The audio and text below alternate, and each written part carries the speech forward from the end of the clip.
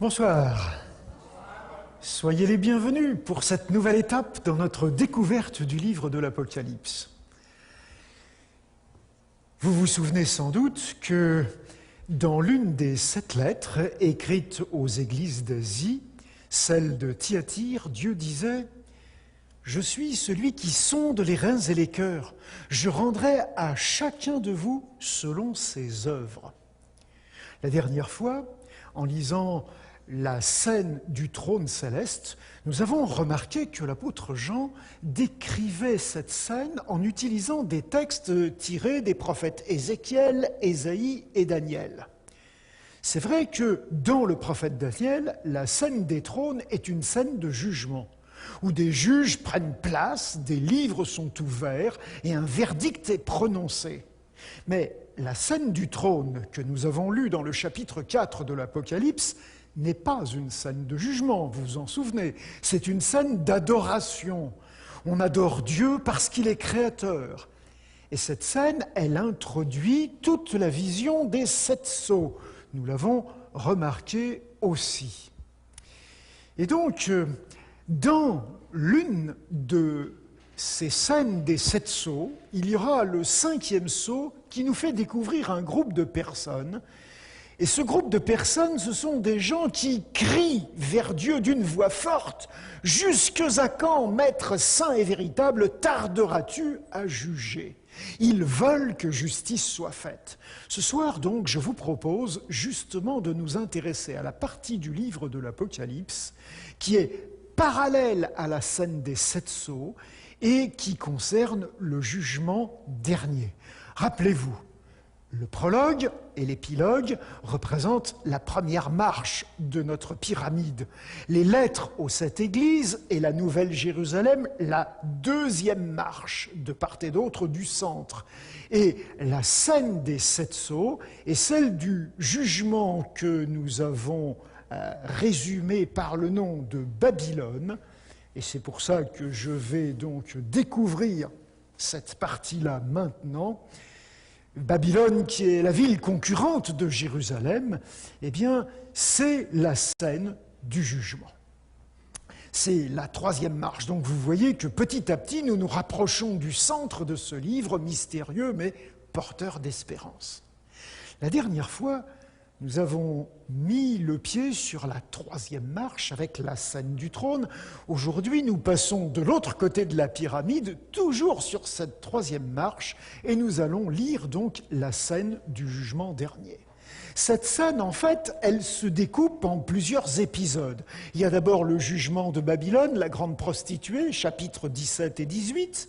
Il y a l'adoration du Dieu juge au début du chapitre 19, puis le cavalier vainqueur qui juge, puis Satan qui est lié pour 1000 ans, puis Satan qui est délié et vaincu définitivement, et enfin la dernière scène, celle qu'on pourrait appeler le jugement dernier.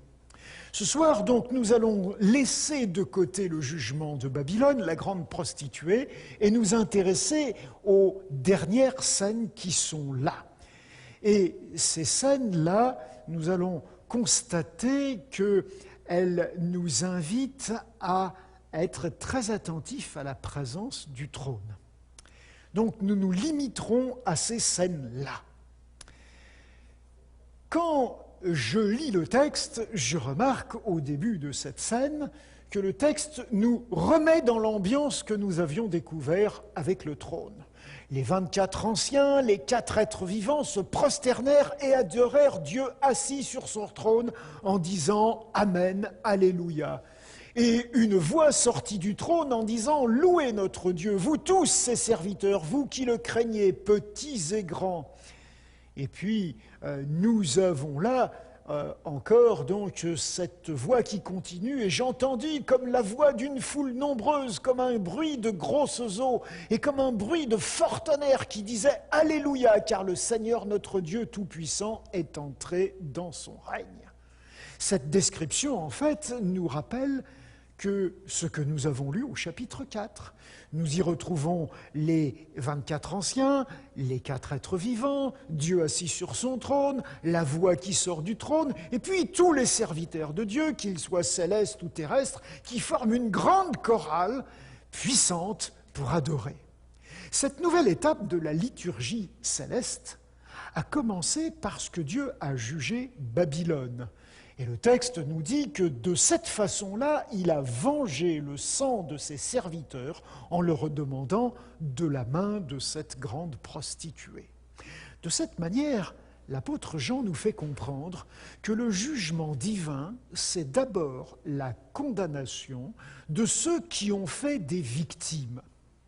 Mettez-vous un instant dans la peau d'une victime. Par exemple, de la victime d'un attentat. Cette personne est blessée gravement, elle a perdu un parent ou un être cher, ou se retrouve estropiée pour le reste de ses jours. Et quand on vit dans une telle situation, on réclame justice. On souhaite un jugement, une condamnation de ceux qui sont responsables de ce drame. Or, il est très important de remarquer que Dieu, dans l'Apocalypse, juge d'abord parce qu'il s'intéresse au sort des victimes, parce qu'il veut satisfaire leurs besoins de justice. Il sait que très souvent les humains sont victimes. Personne d'entre nous n'a demandé à naître et à vivre les atrocités qui se commettent sur cette terre. Tous, nous avons besoin que justice soit faite. Tous, nous devrions regarder le jugement dernier comme un moment crucial où les victimes vont recevoir justice. On comprend que c'est à ce moment-là que Dieu entre dans son règne, que c'est à ce moment-là que finalement nous pouvons là dire avec eux « Réjouissons-nous, soyons dans l'allégresse, donnons-lui gloire, car les noces de l'agneau sont venues. » Oui, maintenant le grand festin des noces de l'agneau est possible. La dernière scène de cette section, là, on vient de rappeler la première. Mais la dernière, qu'est-ce qu'elle nous dit? Puis, je vis un grand trône blanc, et celui qui était assis dessus, la terre et le ciel s'enfuirent devant sa face. Cette nouvelle vision du trône, c'est la dernière du livre. Cette fois, c'est vraiment une scène de jugement. Et le trône est blanc. C'est la première et d'ailleurs la seule fois où le trône est décrit de cette couleur. Nous avons déjà vu que les vêtements blancs sont un signe pour ceux qui les portent. Ils ont été innocentés. Et là, ici, Dieu, lui aussi, est innocenté. Lui, il siège sur un trône qui est blanc. Dieu aussi a été jugé. Il n'est plus perçu comme un Dieu lointain et silencieux, indifférent aux souffrances humaines. Il n'est plus perçu comme le Tout-Puissant, incapable d'empêcher les misères. Il a rendu justice, et la fête est possible pour lui comme pour les hommes qui reconnaissent sa justice. On remarque aussi que l'écosystème actuel, la terre et le ciel, prend la fuite devant cette dernière intervention du Dieu juge. C'est le signe que ceux qui se sont emparés du pouvoir sur cet écosystème reconnaissent leur culpabilité, leur responsabilité dans toutes les misères que les humains ont subies tout au long de leur histoire. En fait, ces deux visions du trône, donc dans l'adoration du Dieu juge au début du chapitre 19 et dans le jugement dernier à la fin du chapitre 20, en fait, encadrent l'ensemble de la scène du jugement. C'est une bonne façon pour Jean de nous dire que Dieu reste aux commandes et qu'il maîtrise la situation. Voyons maintenant la scène qui suit la première. Puis, je vis le ciel ouvert, et voici parut un cheval blanc.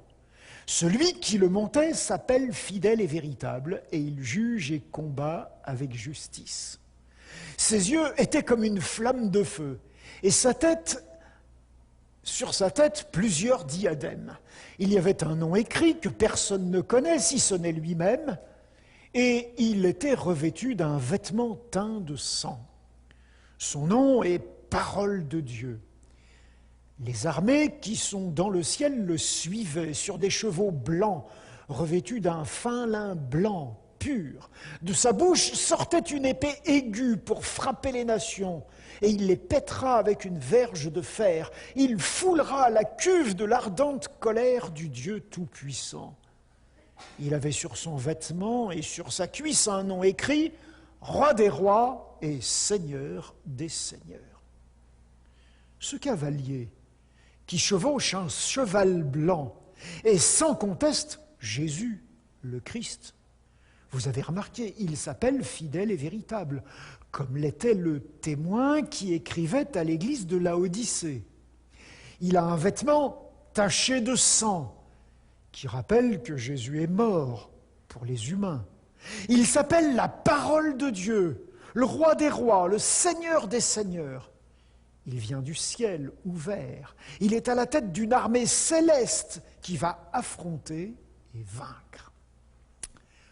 Pas donc d'hésitation du tout à propos de l'identité de ce cavalier. Mais poursuivons notre lecture. Je vis un ange qui se tenait dans le soleil, et il cria d'une voix forte, disant à tous les oiseaux qui volaient par le milieu du ciel, « Venez, rassemblez-vous pour le grand festin de Dieu, afin de manger la chair des rois, la chair des chefs militaires, la chair des puissants, la chair des chevaux et de ceux qui les montent, la chair de tous, libres et esclaves, petits et grands. » La terre est nettoyée par des charognards. Ce festin des oiseaux de proie, de ces charognards, nous paraît horrible. Mais il est là pour éviter la contamination que des cadavres en décomposition peuvent entraîner. Moi, je l'ai vu, je l'ai expérimenté. Lorsqu'il y a presque 40 ans, je travaillais en Afrique subsaharienne. J'ai vu abattre les animaux de boucherie en plein air, sur la place publique, au centre de la ville, en pleine chaleur du jour. Heureusement, tout autour, il y avait des charognards, et ils accomplissaient leur tâche de nettoyage à la perfection.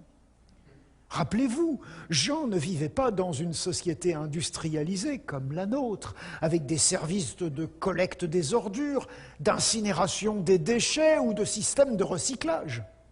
Il utilise donc les images de ce qu'il a vu dans la société agricole comme service de nettoyage efficace pour décrire comment Dieu nettoie la terre de tout le mal qui s'y est accumulé. Le texte se poursuit. « Et je vis la bête et les rois de la terre et leur armée rassemblés pour faire la guerre à celui qui était assis sur le trône et à son armée.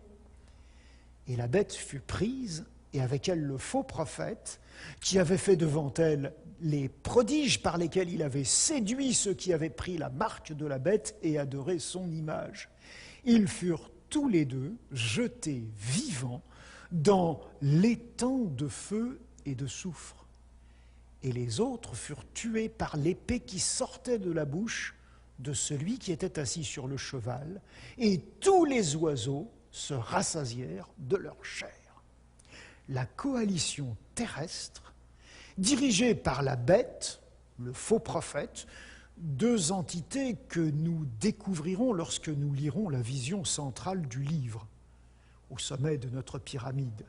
Ces deux instigateurs, la bête et le faux prophète, sont condamnés, ils sont jetés dans cet étang de feu, tandis que tous ceux qui se sont laissés séduire par eux, qui ont combattu contre le Christ, vont mourir dans ce combat.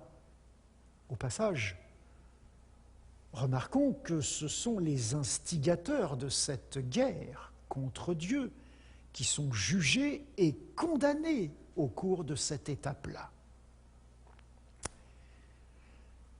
L'étape suivante va nous focaliser sur le personnage de Satan. Puis je vis descendre du ciel un ange qui avait la clé de l'abîme et une grande chaîne dans sa main. Il saisit le dragon, le serpent ancien, qui est le diable et Satan, et il le lia pour 1000 ans. Il le jeta dans l'abîme, ferma et scella l'entrée au-dessus de lui, afin qu'il ne séduisît plus les nations, jusqu'à ce que les 1000 ans soient accomplis. Après cela, il faut qu'il soit délié pour un peu de temps. Là encore, les détails qui présentent ce personnage sont tirés de la vision centrale du livre. Nous y verrons plus clair lorsque nous la lirons en détail. Ici, Satan, donc le diable, est saisi, il est enchaîné et jeté dans le grand abîme où il est enfermé pendant 1000 ans. En fait, vous vous souvenez, après le combat, la terre est déserte. Ses habitants ont été tués dans le combat et leurs dépouilles dévorées par les charognards. Il ne peut plus donc séduire quiconque. Il est réduit au chômage. Et au même moment où Satan est emprisonné, a lieu un autre événement qui est merveilleux. C'est celui qu'on appelle la première résurrection. Voyez la suite du texte. « Et je vis des trônes, et à ceux qui s'y assirent furent donnés le pouvoir de juger. Je vis les âmes de ceux qui avaient été décapités à cause du témoignage de Jésus et à cause de la parole de Dieu, et de ceux qui n'avaient pas adoré la bête ni son image et qui n'avaient pas reçu la marque sur leur front ou sur leurs mains. Ils revinrent à la vie et ils régnèrent avec le Christ pendant 1000 ans. C'est la première résurrection. Heureux et saints ceux qui ont part à la première résurrection. La seconde mort n'a pas de pouvoir sur eux, mais ils seront prêtres de Dieu et de Christ, et ils régneront avec lui pendant 1000 ans. Ce sont en fait, vous les reconnaissez, les personnages qui réclamaient justice lorsque le 5e sceau avait été ouvert. Maintenant, ces personnes n'ont plus besoin d'attendre. Leur nombre est complet. Tous ceux qui ont, comme eux, été victimes de persécutions, qui même ont souffert le martyre pour avoir refusé l'adoration de la bête et la marque qu'elle voulait imposer, encore une allusion à la vision centrale, ces humains-là, revenus à la vie maintenant, règnent avec le Christ. Ils participent au jugement. Ils siègent sur des trônes pendant les 1000 ans d'incarcération du diable. Ce sont les vainqueurs qui bénéficient de la promesse qui avait été faite aux vainqueurs de l'église de Smyrne. Celui qui vaincra n'aura pas à souffrir la seconde mort. On peut se demander en fait ce qui reste encore à juger à ce moment-là. Le sort des humains semble être fixé. Les victimes ont reçu justice. Il reste Satan, oui, incarcéré, et les autres humains qui ne sont pas encore revenus à la vie.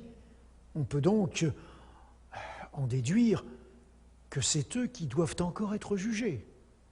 Pourtant, leur sort ne semble pas laisser beaucoup de doutes. On dirait que Dieu a déjà tranché, puisque Satan est incarcéré, et que les autres humains n'ont pas part à la première résurrection. Et si c'était Dieu qui était jugé, a-t-il bien évalué les choses? Qui sont les véritables commanditaires de tout le drame de l'histoire? Qui sont les responsables? C'est comme si Dieu demandait aux victimes de vérifier que le jugement est conforme à la justice. C'est comme un procès en appel, voire même un procès en cassation. Tant que ceci n'a pas été fait, peut-on vraiment dire que les jugements de Dieu sont vrais et justes? En fait, le texte se poursuit en nous disant qu'à la fin des 1000 ans, les autres morts ne revinrent pas à la vie jusqu'à ce que les 1000 ans soient accomplis. Et quand les 1000 ans seront accomplis, Satan sera relâché de sa prison. En fait, Satan est libéré, et comme nous le constatons dans l'histoire de certains criminels, il récidive. Il séduit les hommes qui sont revenus à la vie. Il sortira pour séduire les nations qui sont aux quatre coins de la terre, Gog et Magog, afin de les rassembler pour la guerre. Leur nombre est comme le sable de la mer. Et ils montèrent sur la surface de la terre, et ils investirent le camp des saints, la ville bien-aimée. Ils attaquent Dieu, et les humains qui ont déjà été leurs victimes. Et le texte dit, « Mais un feu descendit du ciel et les dévora. » C'est là qu'intervient le feu du ciel, qui les anéantit à l'exception du diable, qui, lui, le texte nous dit, fut jeté dans l'étang de feu et de soufre, où sont la bête et le faux prophète, et ils seront tourmentés jour et nuit au siècle des siècles. En fait, le diable et ses acolytes, la bête et le faux prophète, ce sont eux qui sont dans l'étang de feu. Ce sont eux qui sont les commanditaires. Ce sont eux qui vont souffrir. Et ils seront tourmentés jour et nuit au siècle des siècles, dit le texte. Ces trois-là sont tourmentés dans le feu, mais pas les autres. C'est à ce moment-là que le texte de l'Apocalypse nous dit que s'ouvre la dernière scène. Puis je vis un grand trône blanc et celui qui était assis dessus. La terre et le ciel s'enfuirent devant lui, et il ne fut plus trouvé de place pour eux. Vous vous souvenez, on a déjà lu ce texte tout à l'heure, pour vous montrer que le trône encadre les deux côtés de ces scènes de jugement. Mais maintenant, on nous ajoute « Et je vis les morts, les grands et les petits qui se tenaient devant le trône. Des livres furent ouverts, et un autre livre fut ouvert, le livre de vie. Et les morts furent jugés selon leurs œuvres, d'après ce qui est écrit dans le livre. » Ce jugement qui se déroule alors qu'il y a plus de place dans l'univers pour le ciel et pour la terre, où il n'y a plus de frontières et de séparation, où tout est devenu, en fait, devant Dieu, tout est clair. Tous ces humains anéantis par le feu lors du dernier conflit sont morts. Ils sont jugés en restant morts, donc par contumace. Ils sont jugés parce qu'ils n'ont pas été seulement victimes sur la terre, ils ont aussi été bourreaux. Ils ont leur part de responsabilité dans les souffrances qui ont été endurées. Ils sont jugés selon leurs œuvres, telles qu'elles ont été répertoriées dans les livres. C'est une image qui est empruntée au livre de Daniel pour montrer que le jugement ne se fait pas sur des impressions, mais sur des faits avérés. Et le texte se poursuit en nous disant ceci. La mer rendit les morts qui étaient en elle. La mer et le séjour des morts rendirent les morts qui étaient en eux. Et chacun fut jugé selon ses œuvres. Aucun mort n'échappe à ce jugement. Même ceux qui sont morts en mer et qui n'ont pas eu de sépulture. Là, il faut être maintenant attentif à la conclusion de ce jugement dernier. La mort et le séjour des morts furent jetés dans l'étang de feu. C'est la seconde mort, l'étang de feu. Quiconque ne fut pas trouvé écrit dans le livre de vie fut jeté dans l'étang de feu. En fait, la cour d'appel et la cour de cassation même se sont prononcées. Dieu a bien jugé. Il est complètement innocent de tout soupçon et de toute responsabilité dans la mort de ceux qui ont combattu contre lui et contre ceux qui se sont confiés en lui. La mort peut donc disparaître. Ainsi, dans le nouveau ciel et la nouvelle terre, il n'y aura plus de mort. Le séjour des morts peut aussi être jeté. Le séjour des morts est une image pour dire que les morts ne sont pas oubliés. Cela ne veut pas dire qu'ils vivent ailleurs, mais qu'ils partagent une condition provisoire qui va disparaître. Et c'est suite au verdict du jugement dernier qu'elle disparaît. L'étang de feu est, en quelque sorte, une énorme poubelle où sont jetés définitivement la mort, le séjour des morts, tous les morts qui sont morts pour la deuxième fois lors du dernier conflit qui a suivi la seconde résurrection sont aussi jetés dans cette poubelle. Pour eux, pas de souffrance particulière supplémentaire, puisque quand ils y sont jetés, ils sont déjà morts. La seconde mort, elle est définitive. Elle n'est pas une vie de souffrance sans fin. Elle n'a rien à voir avec l'enfer tel que les traditions humaines l'ont imaginé et l'ont fait pénétrer aussi dans nos inconscients. C'est la bonne nouvelle du jugement. La mort, c'est fini. Il n'y a plus que la vie pour toujours, la vie avec Dieu, la vie avec le Christ, une vie complètement dirigée par l'amour, une vie de paix, de joie. C'est vraiment le moment de faire la fête. Heureux, va nous dire ce passage, et saints ceux qui ont part à la première résurrection. La seconde mort n'a pas de pouvoir sur eux.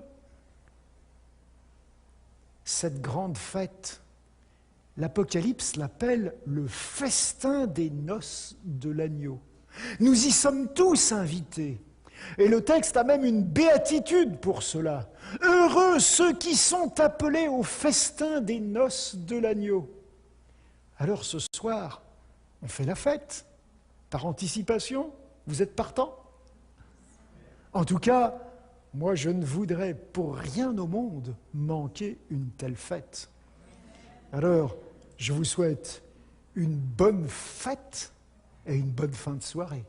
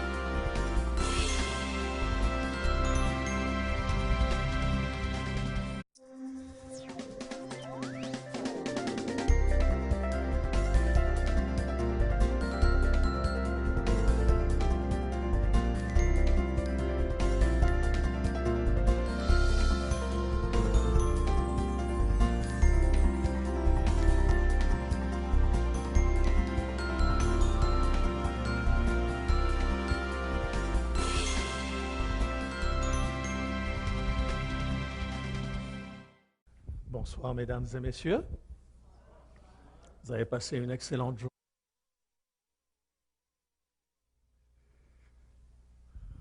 Bonsoir, mesdames et messieurs. Vous avez passé une excellente journée. Bien. 3 phrases que j'ai relevées dans la présentation de Bernard et qui ont éveillé ma curiosité. J'aimerais les citer ce soir. En lisant la scène du trône céleste, nous avons remarqué que l'apôtre Jean la décrivait en utilisant des textes des prophètes Ézéchiel, Ésaïe et Daniel. Or, dans Daniel, la scène des trônes est une scène de jugement, où les juges prennent place, les livres sont ouverts et un verdict est prononcé. La scène du trône dans l'Apocalypse, elle, n'est pas une scène de jugement, mais d'adoration de Dieu, parce qu'il est créateur. Ça vous rappelle quelque chose, Bernard l'a dit tout à l'heure. Une deuxième citation tirée du texte de Bernard. Alors Bernard, chapitre 2, verset 1er, « Car Dieu aussi a été jugé. Il n'est plus perçu comme le Dieu lointain et silencieux, indifférent aux souffrances humaines. Il n'est plus perçu comme le Tout-Puissant, incapable d'empêcher les misères. Dieu aussi a été jugé. » Et troisième citation, Bernard chapitre 3, verset 1er, « C'est donc Dieu qui est jugé. » Vous savez, cette notion du jugement, vue de cette manière-là, est totalement différente de celle que nous avons. C'est à partir de ces déclarations qui s'appuient sur une analyse rigoureuse du texte que je voudrais découvrir avec vous ce que la Bible dans son ensemble nous dit à propos du jugement dernier. Commençons par la parabole des brebis et des boucs. Depuis ma plus tendre enfance, j'ai entendu parler de cette parabole du jugement dernier et elle a empoisonné les années de mon enfance. J'avais 6 ans lorsque j'ai surpris une conversation entre ma sœur aînée et une de ses amies. « Le jour du jugement dernier, disait-elle, tout ce que tu as fait, même les choses dont personne n'a connaissance, tout cela sera mis à nu. » Et moi, quand elle a dit que tout cela sera mis à nu, j'ai compris qu'on serait tout nu le jour du jugement dernier. Et cette idée-là, ma pudeur naturelle ne pouvait la supporter. Mais pourquoi donc Dieu allait-il me faire le coup de Lindsay au jour du jugement dernier? Ah, vous ne connaissez pas Lindsay? À cette époque, je faisais partie des plus petits à l'école, les souffres-douleurs des plus grands, vous savez. Et un jour que j'observais innocemment les grands qui s'amusaient à la récréation, Lindsay est passé silencieusement derrière moi. Et vous savez, ces vilaines farces que l'on fait, ah, vous avez connu ça vous aussi, hein? Il a tiré sur mon pantalon, devant les filles de la classe. Lindsay, je ne t'ai jamais pardonné ça. Et si tu m'écoutes en ce moment, sache que ça va chauffer pour toi au jour du jugement dernier. Vous voyez jusqu'où peut aller une mauvaise compréhension du jugement. Fort de cette revanche à long terme, j'ai au fil des années transféré mes frustrations et mes sentiments d'injustice au jour du jugement dernier. Et j'ai plus d'une fois dit, avec un sourire grimaçant, « Rira bien qui rira le dernier ». Animateurs et animatrices de catéchèse, choisissez avec soin les mots que vous employez lorsque vous expliquez les choses spirituelles aux enfants. Vous risquez de les traumatiser à vie. Voici ce que dit donc ce texte dans la parabole des brebis, Matthieu chapitre 25 à partir du verset 31. « Lorsque le Fils de l'homme viendra dans sa gloire avec tous les anges, il s'assiera sur le trône de sa gloire. Toutes les nations seront assemblées devant lui, il séparera les uns d'avec les autres, comme le berger sépare les brebis d'avec les boucs. Et il mettra les brebis à sa droite et les boucs à sa gauche. Alors le roi dira à ceux qui sont à sa droite, « Venez, vous qui êtes bénis de mon Père, prenez possession du royaume qui vous a été préparé dès la fondation du monde. Car j'ai eu faim, et vous m'avez donné à manger, j'ai eu soif, et vous m'avez donné à boire. J'étais étranger, et vous m'avez recueilli, j'étais nu, et vous m'avez vêtu, j'étais malade, et vous m'avez visité, j'étais en prison, et vous êtes venus vers moi. » Les justes lui répondront, « Seigneur, quand avons-nous vu ayant faim, et t'avons-nous donné à manger, ou avoir soif, et t'avons-nous donné à boire? Quand avons-nous vu étranger, et t'avons-nous recueilli, ou nu, et t'avons-nous vêtu? Et quand avons-nous vu malade ou en prison, et sommes-nous allés vers toi? » Et le roi leur répondra, « Je vous le dis, en vérité, toutes les fois que vous avez fait ces choses à l'un de ces plus petits de mes frères, c'est à moi que vous les avez faites. » Ensuite, il dira à ceux qui seront à sa gauche, « Retirez-vous de moi, maudits, allez dans le feu éternel qui a été préparé pour le diable et pour ses anges.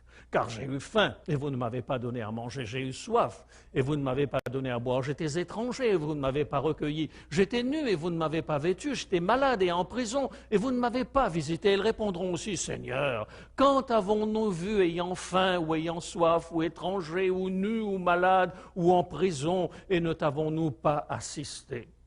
Et il leur répondra, « Je vous le dis en vérité, toutes les fois que vous n'avez pas fait ces choses à l'un de ces plus petits de mes frères, c'est à moi que vous ne les avez pas faites.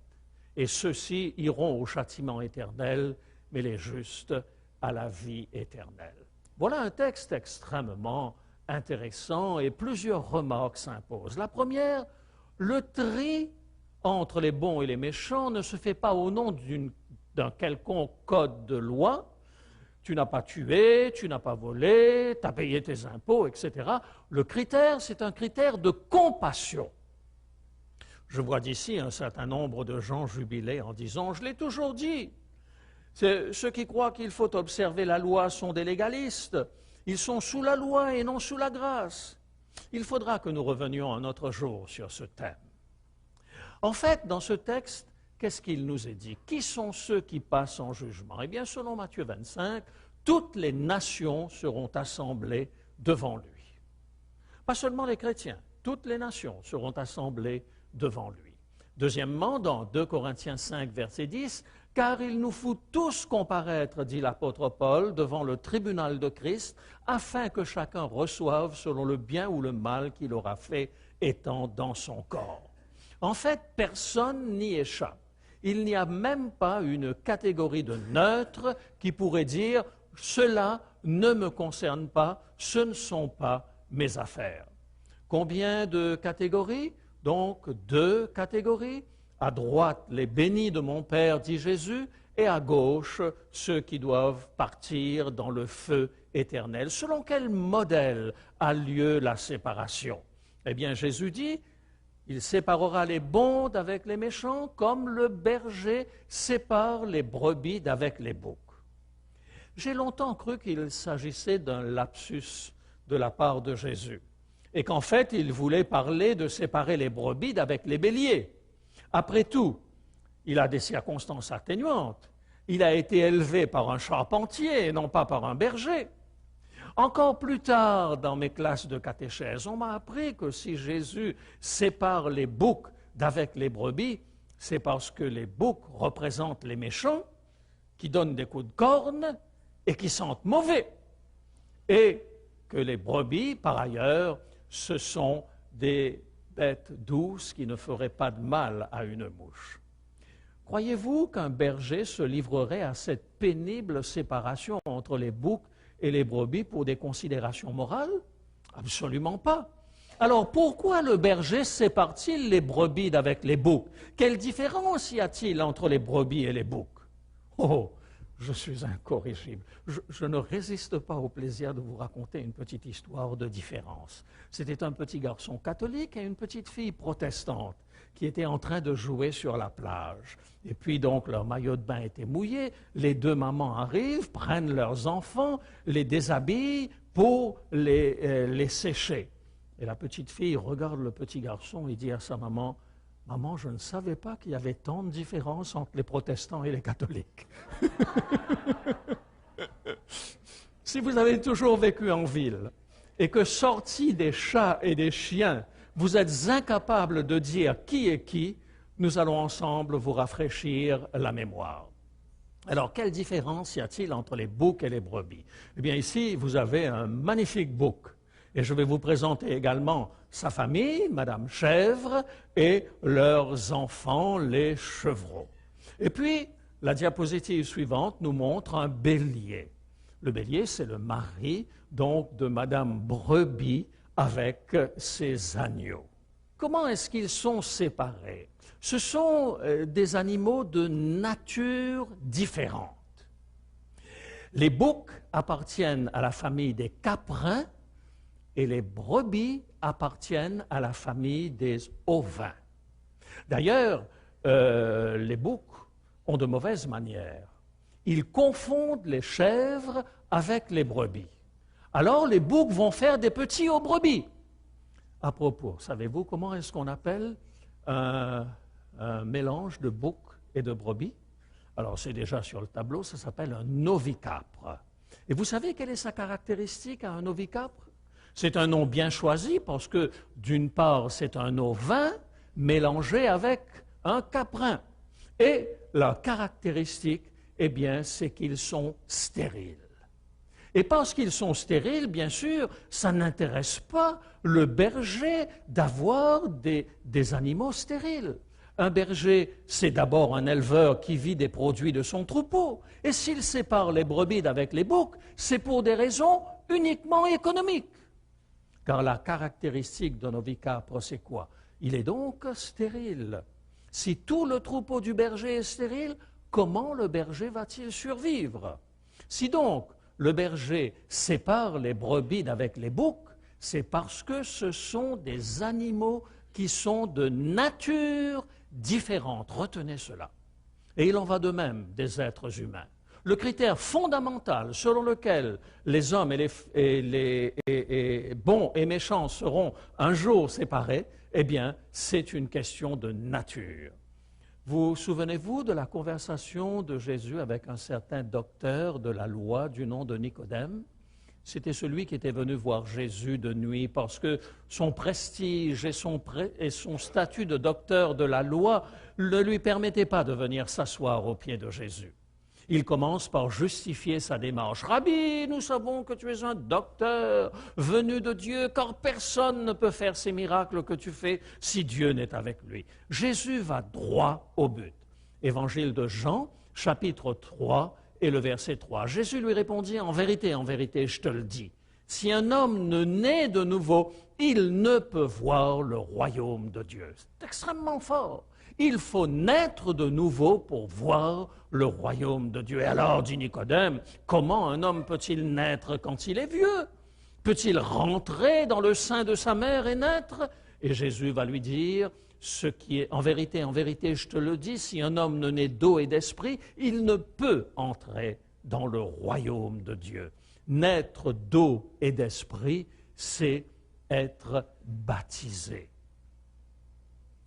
Ce qui est né de la chair est chair, ce qui est né de l'esprit est esprit, dit Jésus. Jésus insiste sur la différence de nature entre celui qui l'accepte comme son sauveur et celui qui le refuse. Il ne suffit pas, Nicodème, que tu me considères comme un grand prophète, dit Jésus. Il faut que tu acceptes que je change ta nature.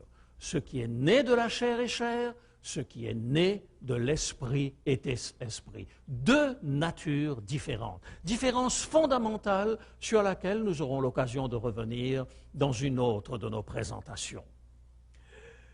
Cet enseignement n'est pas seulement celui du Nouveau Testament. Déjà les prophètes de l'Ancien Testament l'ont souligné, cette notion de changement de nature. Regardez ce que dit le prophète Ézéchiel dans le chapitre 36 de son livre. C'est Dieu qui parle et Dieu dit « Je vous donnerai un cœur nouveau et je mettrai en vous un esprit nouveau. J'ôterai de votre corps le cœur de pierre et je vous donnerai un cœur de chair. Je mettrai mon esprit en vous et je ferai en sorte que vous suiviez mes ordonnances et que vous observiez et pratiquiez mes lois. » Mes amis, nous arrivons maintenant au cœur du sujet de ce jour. Pendant de longues années, j'ai été interpellé par un texte lumineux, rouge, au néon, qui commençait ainsi lorsqu'on allait vers le pont Jacques-Cartier. Le salaire de ton péché, vous l'avez probablement vu, c'est l'enfer. Vous savez, c'est une excellente recette pour remplir les églises, provoquer la peur. Vous savez que Jésus dit que l'amour fait quoi? L'amour bannit la crainte. Voici comment Jésus explique le jugement dans l'évangile de Jean. « Tout pouvoir, dit-il, m'a été donné dans le ciel et sur la terre. » Je ne suis pas certain que nous ayons toujours bien compris ce que cela signifie « tout pouvoir ». Un jour, je me suis retrouvé au service des immatriculations pour une transaction. Mes papiers étaient tous en règle, mais comme la voiture que je voulais faire immatriculer venait de la Colombie-Britannique, l'agent qui me servait n'a pas voulu l'immatriculer. J'ai tenté vainement de lui expliquer que les papiers étaient en règle, peine perdue. De guerre lasse, je lui ai dit « Madame, j'aimerais parler à votre supérieur. » Et elle m'a répondu, « Monsieur, le chef de bureau, c'est moi. » À partir de ce moment, c'était terminé. Elle avait tout pouvoir. Et j'ai dû me rendre dans une autre succursale où là, la transaction a été faite sans aucun problème. Jésus dit, « Tout pouvoir m'a été donné sur la terre et dans le ciel. » Et vous savez jusqu'où s'étend le pouvoir de Jésus? Regardez ce que lui-même en dit dans Jean chapitre 5. « Car comme le Père ressuscite les morts et donne la vie, ainsi le Fils donne la vie à qui il veut. Le Père ne juge personne. Vous avez bien lu, le Père ne juge personne, mais il a remis tout jugement au Fils. Vous n'avez pas à avoir peur du Père. Le Père a remis tout jugement au Fils, afin que tous honorent le Fils comme ils honorent le Père. Celui qui n'honore pas le Fils n'honore pas le Père qu'il a envoyé. Et Jésus va aller encore plus loin dans le texte. Jean chapitre 5, verset 24. En vérité, je vous le dis, celui qui écoute ma parole et qui croit à celui qui m'a envoyé a la vie éternelle. Et regardez ce qu'il ajoute. Et ne vient point en jugement, mais il est passé de la mort à la vie. Et un peu plus loin, Jésus dira ceci, toujours dans le même chapitre 5. Ne vous étonnez pas de cela, car l'heure vient où tous ceux qui sont dans les sépulcres entendront sa voix et en sortiront. Deux catégories. La première catégorie, ceux qui auront fait le bien, ressusciteront pour la vie, mais ceux qui auront fait le mal ressusciteront pour le jugement. Comment fait-on le bien? Comment fait-on le mal? Ne sommes-nous pas tous des êtres humains voués à parfois faire des bonnes choses et parfois commettre de mauvaises choses? Ce que Jésus veut dire ici, c'est que chacun d'entre nous, nous avons un choix que nous pouvons faire.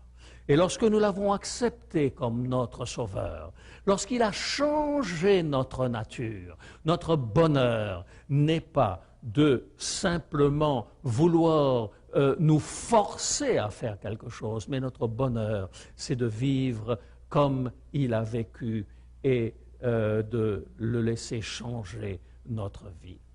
À partir du moment où vous avez choisi Jésus comme votre Sauveur, vous ne passez plus en jugement. Lorsque votre nom passe devant le tribunal céleste, nous aurons l'occasion de parler de cette période-là également. Savez-vous ce que fait Jésus?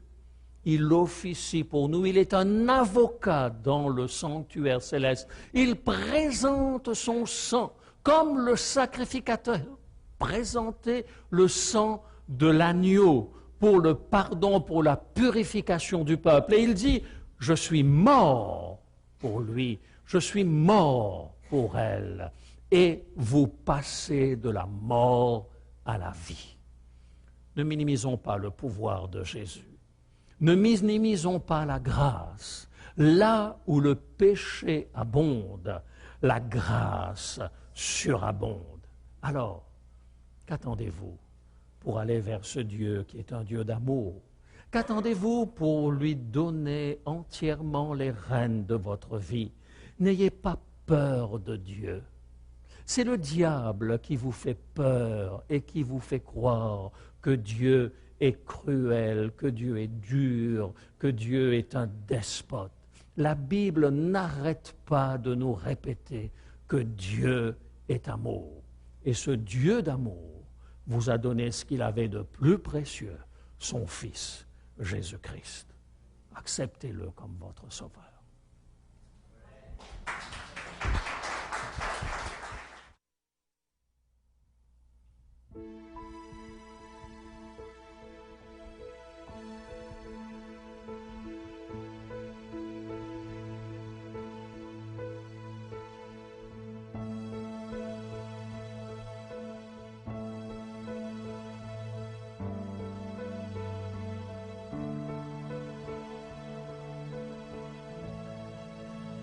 Devant le trône de mon Dieu, je trouve un appui précieux, celui dont le nom est amour, qui intercède pour moi toujours.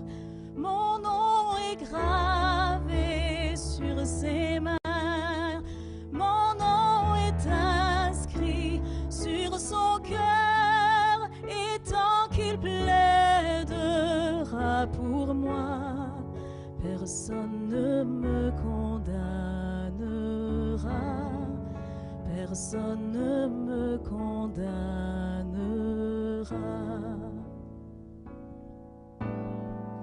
Quand l'ennemi me fait douter, vient me tenter et m'accuser. Je lève les yeux vers celui qui a donné pour moi sa vie. Mon sauveur était innocent, sa mort me rend la liberté. Oui, Dieu le juste est satisfait et il pardonne mon péché. Et il pardonne mon péché.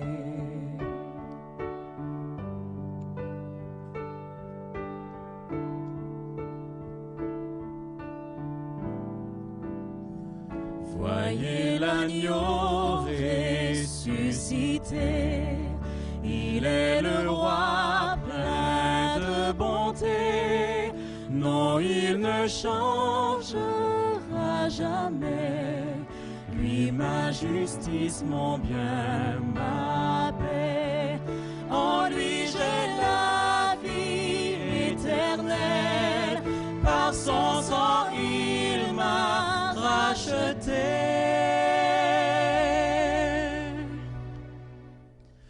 Pour toujours, ma vie est cachée en Jésus, mon sauveur, mon Dieu. En Jésus, mon sauveur, mon Dieu.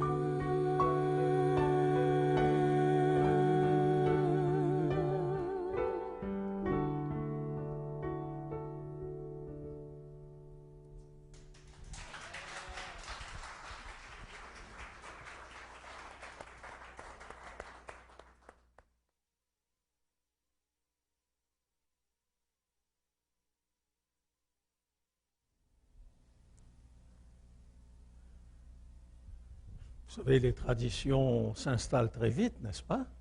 Dès que vous me voyez arriver après le chant, vous savez que je vais vous parler de la petite carte. Aujourd'hui, nous avons parlé du jugement dernier. Beaucoup de chrétiens vivent dans la peur, l'angoisse face à la mort, à ce qui se passera après. Est-ce que je serai prêt? Est-ce que Dieu va m'accepter comme je suis? Je voudrais vous donner une certitude. Toute personne qui vient à Jésus-Christ, le Christ l'accepte. Le Christ lui ouvre les bras. Parce que Dieu sait que nous ne sommes pas responsables personnellement, individuellement, des choix que nos premiers parents ont faits lorsqu'ils ont donné la clé de notre planète à Satan. Parce que Dieu le sait.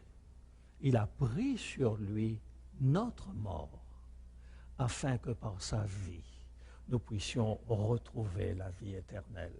Alors ce soir, si vous vous êtes senti interpellé par ce Dieu d'amour, ce texte nous dit, je crois que la mort est un sommeil en attendant le jour de la résurrection. Aussi, je demande à Dieu, premièrement, de croire par la foi que je serai toujours avec Jésus après cette vie. Si je l'accepte comme mon sauveur, je peux avoir cette certitude. Alors, vous pouvez mettre une croix à cette première question. La deuxième dit de m'aider à être constamment prêt à le rencontrer.